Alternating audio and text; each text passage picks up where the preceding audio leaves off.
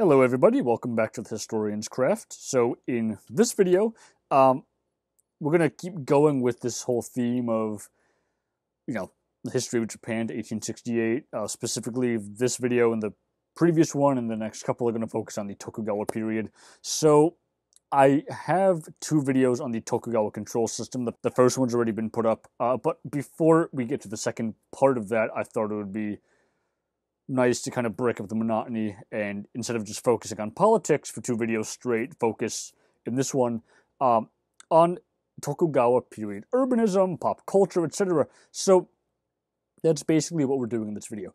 So to get started, the Edo period, so 1600 up until about 1868, produces a rapid urbanism in Japan. People are concentrated, kind of like we went over in the last video, and which we'll talk about in the next one too. People are concentrated in castle towns, in villages, and in cities. And it's because of this period of great peace, and because we have things like castle towns, villages, cities, where things are for the first time in centuries, basically, pretty peaceful. People can go about their lives doing what they want, when they want, as long as they pay their taxes and don't cause trouble. That we have this rather interesting situation, and that interesting situation is the work ethic of the merchants and the farmers, plus peace and more resources, equals what looks like a proto-industrial culture. So this is where we have to talk about this thing called the Great Divergence debate. So here's what the Great Divergence is in pretty much a nutshell. And by the way, people have written thousands and thousands of pages on this phenomenon, so cramming into a video is a little tough. But in a nutshell, what the Great Divergence basically is this. So there's the Protestant Reformation in the 1500s in Europe. What happens with the Protestant Reformation is that parts of Europe go through an intellectual, shift, an intellectual change, where in Catholicism, you could potentially attain, or at least the Catholicism of the period anyway, you could potentially attain a spot in heaven by paying tithes, giving to charity, stuff like that. But Protestants, because this is a reaction against Catholicism in the 1500s, is arguing, well, no, a lot of this is predetermined. But how do you know if you're predetermined to go to heaven or to go to hell when you die? Well, that's going to show up in how you conduct yourself in society. If you are somebody that is wealthy, if you are somebody that is poor, if you are somebody that is hardworking or given to sloth, all these things are going to indicate whether or not you're destined to go to heaven or to hell when you die. So why am I talking about Europe here when this video is supposed to be about Japan? And the answer basically is this. So the Protestant work ethic is this idea that comes out of all of this stuff, and it's the idea that if you become wealthy, if you amass a great amount of capital, you do very well for yourself, well then that shows divine favor upon you, and it shows to everyone else that you are destined to go to heaven. So it is in your interest to work hard, be thrifty, build something for yourself in order to reaffirm that you're kind of destined to go to the promised land when you die in Christianity. And it has the added benefit as well of leaving some kind of a legacy that benefits your society and is good for everybody when you die. So it is good to dedicate your life to work. It is good to amass wealth. It is good to be industrious and create a factory or to create a small business or something because it impacts and betters your society. So part of the argument with how the Industrial Revolution gets started in Great Britain when it does in the late 1700s is that Britain is an island that is Protestant, so we have this Protestant work ethic thing. It has a navy, so it's able to protect itself from outside powers, and it has a lot of coal veins in the island. So the argument basically is that, well, this whole thing that, Britain's able to protect itself from outsiders, it has a Protestant work ethic where people are thrifty and hardworking, and it has natural resources, which kind of lends itself to an industrial revolution. So you have coal, things like oil, plenty of iron, all of which is needed for a modern factory system. Well, of course it starts in Britain, that makes sense. But part of the Great Divergence debate is, and this is something really that comes from a guy named Kenneth Pomerantz, is, well, if you were to look at the world in 1400, 1500, 1600, and you had to predict, well, where would an industrial revolution happen? You would not have said Europe. You certainly would not have said Britain. You probably would have said China. China initially has all of this stuff, except Protestantism. They have coal. They have plenty of resources. They have a hardworking, thrifty population. They have a navy. The Song dynasty specifically has things that kind of look like colonies. So why doesn't China develop this? Why doesn't China institute an industrial revolution? Why is it Britain? And the answer that Pomerantz and other people arguing the Great Divergence come up with is, well, it's the Mongolian invasion. They remove access to this stuff for a couple centuries, and by the time the Chinese are able to get hold of this stuff again and rebuild their economy, etc., it's too late. The British have already done this. So this kind of leads to this question of, well, why Britain, not China? Why did Europe diverge from China? Why is it in Europe that an industrial revolution happened? Well, it's all these factors. But then we get to this problem of, well, is it cultural? Is it technological? Is it something else? This is a pretty fun and interesting debate to research and to talk about, and I have a couple videos I want to do on it eventually. But my point with bringing this up is that Tokugawa Japan complicates this picture. Maybe it's a combination of island culture or a general mindset among people striving to improve themselves while at peace. And this has led to a flurry of different studies comparing, or trying to compare anyway, Britain and Japan in this period.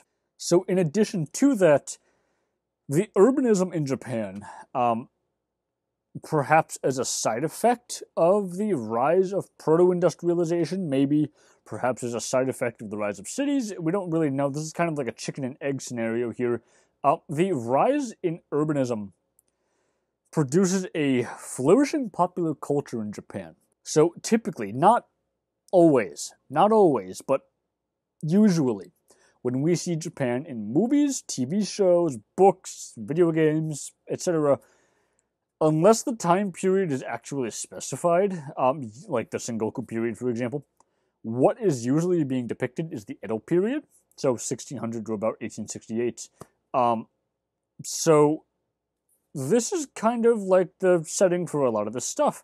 And going along with this rise of popular culture and the rise of cities and towns and proto-industrialization, actually in some ways potentially facilitating a lot of this, is a massive rise in Tokugawa educational institutions in this period. So we'll talk about more of this stuff in a minute, but in the Tokugawa period, there's a lot of schools that come into existence. Typically, if you live near a Buddhist monastery, you have to kind of register yourself as being in the region, and you have to do that at the Buddhist monastery. So Buddhist monasteries become areas where like censuses and other records are kept. In order to do this, you have to know characters. You have to know how to read and write. So we'll talk about this in more depth as this video goes on. But my point here is that the urbanism in Japan sees a massive rise in popular culture, so theater, books, art, etc., and it sees a massive rise in education. Oof, there's a lot of stuff on this slide here. So let's get through it. So the Tokugawa period. One of the key groups are the samurai. So the samurai in this period have a very specific set of emphases and values, all of which kind of help them develop what it means now to be a samurai when you are no longer really required to be a warrior. So what are these values? So in no particular order here, this whole idea that, well, you are living on a koku stipend. You are living on a set income, which is rice. And because you're living on rice stipend, so you have food, money's not important. And if you pursue money as a samurai, you can damage your honor. So we see this thing throughout the Edo period, especially towards the end, where samurai are like increasingly becoming broke because they're not dealing in money, or they're not supposed to anyway. But as we're going to see in this video and in others, the Tokugawa economy really does operate on the basis of money. So if you're not operating yourself on money, but you need money to survive in this period, well, what do? Well, the answer is that you take your koku stipend, your rice, and you have to go to a merchant or a money changer, and you have to give them the rice, and they'll convert the rice stipend into money. Well, so now you have money, but there's inflation. So now you have taxes because you have money. You have to pay for things, but prices continuously go up. You're not allowed, because you're a samurai, you're not allowed to pursue any other kind of vocation. Your job is to be a samurai. So you can't augment this income. So once you get rid of your rice stipend and you have this cash money or coin money, what do you do with it? You can't get any more. And if you choose not to do that, and you keep your rice stipend, how do you survive in this world? And this is a serious problem that many samurai have throughout the Edo period. But it gets hammered into a lot of samurai that, despite these problems, you cannot go and acquire more money because that is dirty. You're a samurai. You're above it. Money is something that poor people use. So if the samurai chooses to pursue money, well, that can damage your honor, and you don't want to do that because the samurai's honor is their reason for living. So we have this stuff, and then the other thing the samurai have a value on is called bunbu. So this is the civil and martial arts, so basically education. But you're educating yourself not in the study of like arithmetic, not in the study of business or accounting or anything else that we would consider like practical. You are studying things like the humanities, or you are studying history, you are studying the Chinese classics, rhetoric, literature, because your job as a samurai is to be a junsa. Your job is to be an advisor to your lord. And to do that, you have to know the Chinese classics, you have to be educated in the humanities. Basically, you have to be trained to think. So this is very much an elite kind of thing that's going on with a lot of the samurai. Not all of them, but a lot of them. And in many ways, this is countered and opposed by the values of the merchants and the farmers. So these groups of people also have their own emphases and their own values. So for these people, specifically the merchants, unlike the samurai, money is important. And we'll talk about this more in a minute here. Loyalty is important. Loyalty to your family, to your village, to your town. So is education. So to be educated, unlike the samurai, it's not really like a humanities thing. Yes, you have to know how to read, you have to know how to write, and you do go to school for this, and you pay tuition for this, but you also need to know numeracy. So we have education in both systems here, but they're different. But the key, I guess, kind of unifying thing with the educational system here is that through education, enlightenment can be achieved, and anybody can become a sage in Japan. It's just what that means to be a sage differs depending on what kind of social group you're in. Do you have extensive knowledge of business? Can you teach somebody how to become rich? Well, then you're a sage to a merchant. Do you have extensive knowledge of agricultural practices? Can you prevent a famine? Potentially. Well, then you're a sage to a farmer. You see how there's a lot of leeway here with this thing. And then on top of this, we have the rise of literacy. So in Western culture, typically we use alphabets. So the alphabet is a system of 20 to 30 letters, depending on the system. And familiarity with letters and the writing of one's name suggests a familiarity with a broader sense of literacy. So this is part of how we determine literacy rates in like Western culture. But in Japan, in East Asian culture, it's a little more difficult. You are basically writing kanji. So you need hundreds, if not thousands of kanji to basically read, to become literate. So because we have things like the mass printing of books and the rise of things like manga and hentai in the Tokugawa period, all of which required you to pretty much be literate because there's characters all over the place, we can look at that and infer. Yeah, this gets backed up through other things like, school reports and school records. But even if we didn't have that, the sheer amount of books and the sheer amount of pop culture really suggests very strongly that there's a massive rise in educational levels and literacy rates in Tokugawa Japan. And a lot of it is that, well, to be a merchant or to be a samurai or to be a farmer, you have to be educated. So you have to know how to read. That's like the core thing here. So my point with this particular chunk of the video is that all these different groups of people have their own different ideas and values, but they're all kind of broadly similar. So as far as the book culture and the rise of like reading and reading for leisure and the development of manga and hentai, the stuff that eventually becomes huge in Japanese popular culture even today, I read manga myself. I'm totally not a weeb.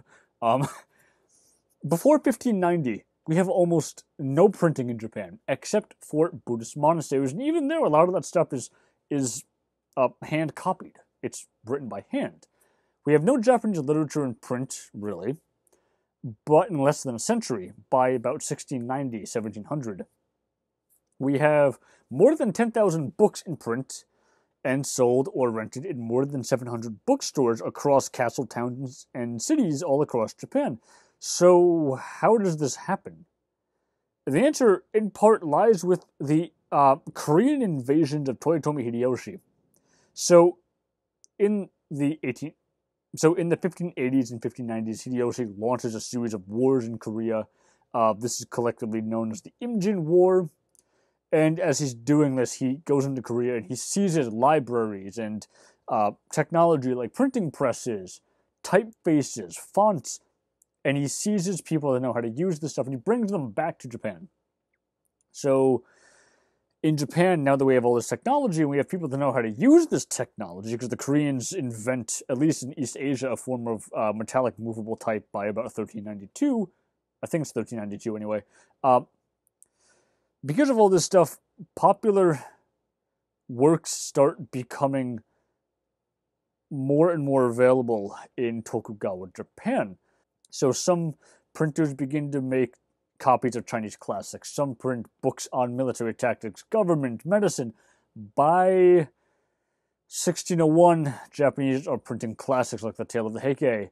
And then we have stuff like commercial printing rising up in Kyoto. So by about 1700, you name it, there's probably a book on it. So how do we know about all this stuff? What are our sources? And the answer, the sources we have for the culture of popular printing and books in Japan is, well, we have stuff like the Bakufu House laws. So these are like laws issued by the Tokugawa shogunate to the daimyo and to the samurai, basically telling the samurai and the daimyo that, yeah, we're at peace. You have to study the martial arts still, but to be effective advisors, to be effective rulers of your own land, you have to be educated, which means you have to know how to read. You have to know the civil arts, so you have to know Confucianism. You have to know the Confucian text. You have to know stuff about morality, etc., and court culture. So you have to study all this. You have to read. So that's one source. So we have daimyo and printing presses, stuff like that, and then we also have commercialization. So we have all these different bookstores cropping up. Everybody's selling all these different books. The list kind of goes on here. And education becomes highly valued in Japan. Being able to write is considered wondrous. Considering that 100 years before this, the average peasant, the average merchant didn't really know how to write, probably. And this is compared to the Heian period, where, common people are viewed as hini non-people because you were not educated. So the typical samurai curriculum in this period, well, you have to know calligraphy, you have to know the Confucian 4 books, so these are like the 4 classics of Confucianism, which we'll talk about more when I do stuff on China. You have to know deportment, you have to know the tea ceremony, you have to know music, you have to be able to play instruments, you have to be able to read it, you have to know fencing, you have to know horse handling, archery, etc. All of these things have instructional manuals, and you have to know how to read. So by about 1800, these samurai must be competent in Chinese, Japanese and Chinese literature. You have to know chess, you have to know military administration, medicine. So basically a jack of all trade, but master of none, although sometimes better than master of one. So you have to have a broad education to be a junsha, which is the samurai's role as an advisor and a counselor. If you were to be an advisor and a counselor to your lord or to the shogun, and they ask you a question, you have to have an answer to this, which means you have to be educated. So you have to know how to read, because all this knowledge is contained in books. As far as the merchants are concerned here, there's a little bit of a different idea. Publishing shops become family enterprises. So first what happens is you get a calligrapher to write out a copy of this. Then you contract for illustration. So you have the text, and you have the illustrations, and then you contract for cutting out wood blocks, and then printed pages, and then sewing book binding. So you have somebody in your family that's responsible for like all of this stuff. You got one guy that copies everything out. You got one guy that makes the books. You got one guy that does the woodblock printing. You got one guy that does the illustration. So you're not really having a middleman here. This is a family business. everybody is working together to get wealthy, to produce wealth, to become rich. And one of the ways of doing this is through books.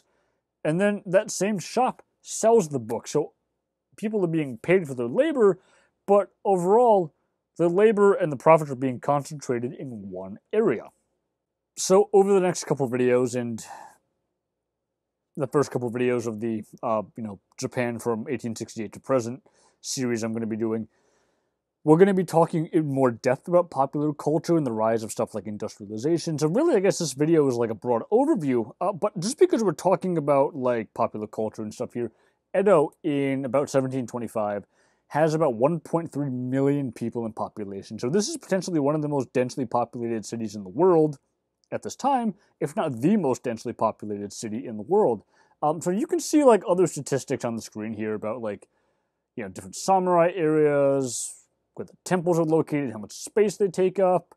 And then this is compared to stuff like, Manhattan. So I'm not going to go over this because it's not really important. I just have it up here as a way to get everything in perspective. But what I want to focus on here is that because the city has about 1.3 million people in population, yeah, you have to entertain these people, which leads to a rise of Edo popular culture and entertainment. So we have stuff like brothels cropping up in Kyoto, we have brothels cropping up in Edo, other major cities, and then, in about 1640, the city of Shimabara has its own brothel section. It's about 200 by 240 meters. It's got a wall, a 3-meter moat.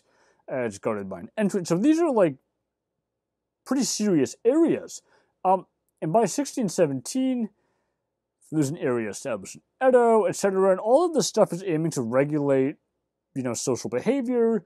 It's aiming to maintain social control because you're giving people, shall we say, creative outlets for, frustrations, things that bother them. They just go to the brothel, they deal with it, they come home. And being a brothel worker is something that appears to have been fairly common. We have families that sell their daughters into this trade. But this is not something, we should not, anyway, look at this as necessarily something that was, like, evil or bad. Quite often, families owned parts of brothels. They owned parts of these Red Lantern districts, so they had stakes in them. So, this is just another way for merchants to kind of develop their own wealth. But at the same time, you have really poor people doing this because they can't afford to feed people, so that's on the flip side. Now, going along with the rise of brothels in, Japan in this period, we have the rise of Kabuki Theater. So, after Sekigahara, we have gangs of armed young men who are dressed kind of like transvestites, and they're causing a lot of trouble in Kyoto. And then in 1603, we have a dance troupe near a shrine in Kyoto. There's a woman named Okuni who is a bit of a dandy, so she dresses kind of, fancy. She's known for being kind of out there. And this starts a trend of these kind of transvestite dancers and troops of dancers with women playing instruments, so rakes, and men playing prostitutes, etc. So this is like this kind of weird social thing. A lot of people are worried about it because you can go watch a play with these transvestite people and then go behind the stage and kind of have your way with them in exchange for money. So you can be an actor and be a prostitute at the same time. So because of violence, etc., especially with the women are banned from stage by 1629. So prostitution and theater quarters, because of everything that's going on here, becomes separated. And Kabuki gets banned in 1652, but then it's allowed. So